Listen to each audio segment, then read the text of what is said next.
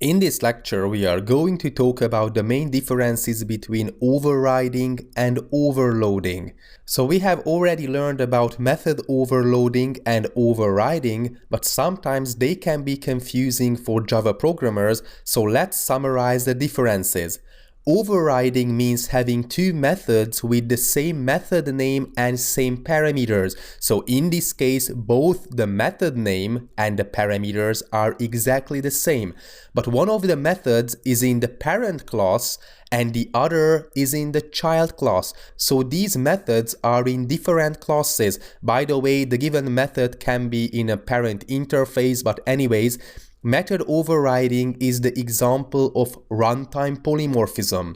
On the other hand, overloading occurs two or more methods in one class have the same method name but different parameters. So this is what we have been talking about in the previous lecture, that overloading has something to do with the given class, and that given class contains several methods with the same name. As far as overriding is concerned, there are same method names and parameters, but the given methods are in different classes.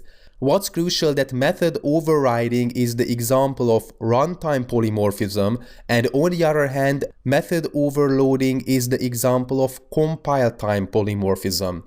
So let's take a look at a concrete example. We have the parent class, the kangaroo, and there's a protected void jump method.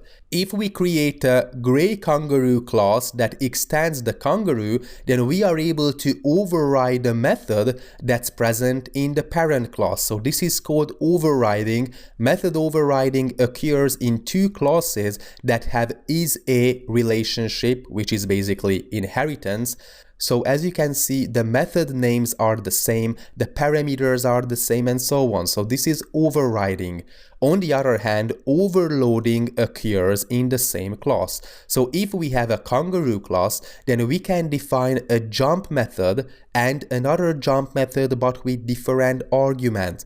The first jump method doesn't have an argument at all. The second jump method has a single argument, the number of jumps basically. So method overloading is performed within a single class. Same method name, but the parameters must be different. So this is the crucial difference between overriding and overloading. Thanks for watching.